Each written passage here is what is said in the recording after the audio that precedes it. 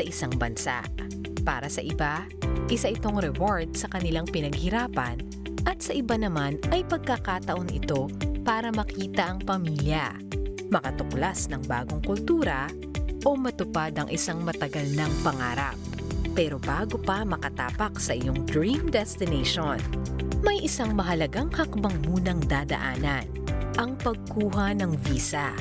At kapag ang naging resulta ng application ay denied, madalas ay kasabay nito ang pagkadismaya at mga tanong kung saan nga ba nagkulang. Pero hindi pa dyan nagtatapos ang iyong travel story. Dahil habang may mga bansa na nangangailangan ng visa, mayroon din namang mga destinasyong pwedeng bisitahin ng mga Pilipino nang hindi na kailangang dumaan sa tradisyonal na visa application. Kaya ano nga ba ang mga dahilan kung bakit nadi-deny ang visa? Paano mapapataas ang pagkakataong maaprubahan sa susunod na application? At saan naman pwedeng mag-travel kahit walang visa?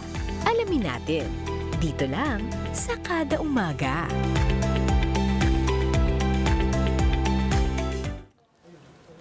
Isa nga po sa mga bucket list ng maraming Pilipino ang makapag-travel abroad. Pero aminin natin, hindi rin maiiwasan ang kaba, lalo na kung kailangan munang dumaan sa visa application. Totoo nga bang hindi pa rin natatapos ang pangarap mong makapagbiyahe kahit na ma-deny ang iyong visa? Alamin natin yan.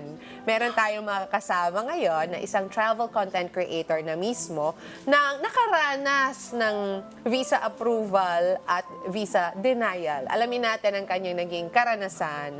Good morning, Flor Prieto. Good morning Welcome to Kada po. Good Umaga. morning. Hi, Flor! Good morning. Yun na nga, pinag-uusapan natin. Kailan ba tayo lahat nahilig sa pagka-travel? Mag-travel. What was it about travel that made us parang keep looking for it? Yes. Diba?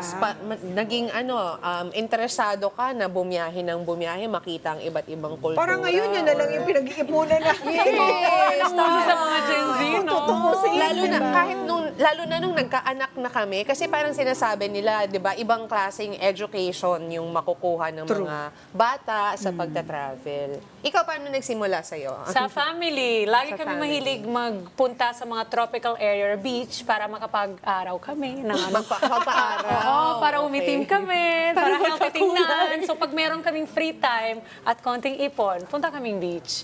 Yan. Kaya hanggang ngayon, ginagawa ko pa rin Ganyan siya. pa rin siya. Ikaw, Lu? Kami nung mga bata kami, parang hindi talaga kami matravel. Yung family namin, hindi matravel. So, sa probinsya, luluwas lang ng Manila kasi may kailangang ayusin, mga ganito, ganyan. Tapos balik. Yun lang, Manila lang yung travel namin. Oo. Tapos, nung lumaki na ako, nung tumanda na ako, saka lang ako nag-travel. Gusto ko lang kumain ng masasarap na pagkain. At gusto ko authentic. So, gusto kong pumunta dun sa lugar na yun, di ba? Para Nice. matry ko yung, kunwari, authentic na Thai food. Ayan. Gusto ko pumunta ng Thailand. Okay, ganun. Ako natatandaan ko na ngayon kung paano ako nahilig. Kasi every summer vacation, laging merong ganap si Daddy.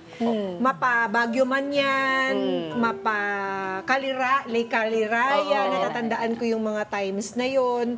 Tapos, nung naka-LL na ng konti, nakapag-states, doon na talaga nahilig dahil nakarating ka talaga ng, ibang lingwahe, Iba ito, oo. iba ang kultura, may Yes. Disneyland pa. Yeah. So hanggang ngayon, hinahanap-hanap ng katawan. Oo. Ikaw, Flor. Ako po, born and raised ako dito sa Manila. Pero kasi yung parents ko from Bohol. So, nag-start po na nakita ko yung beauty ng, ganito pala sa ibang lugar. Pag wala na yung buildings, ang ganda pala. So, ayun po, tapos bumalik-balik kami ng Bohol. Eventually, nung kaya ko na po na ako mag-travel on my own, yun, nakapunta na po ako sa ibang local destinations sa Philippines. Tapos, yun na po, nag-try na ng international travels. So, inuna niya muna yung Pilipinas. Local. Pilipinas. Saka po yung mahal. social media kasi ngayon, ina-advise nyo or may mga recommendations siya ng mga dapat i-visit, gano'n. Di ba po medyo na po yung mga Gen Z ngayon eh. Yung social media influence po talaga. Oo nga, they work to travel yes, now. Yes, yun yung talagang pinag-iipunan. Yun na yung goals. Yeah. Let's get together. Sunday 25.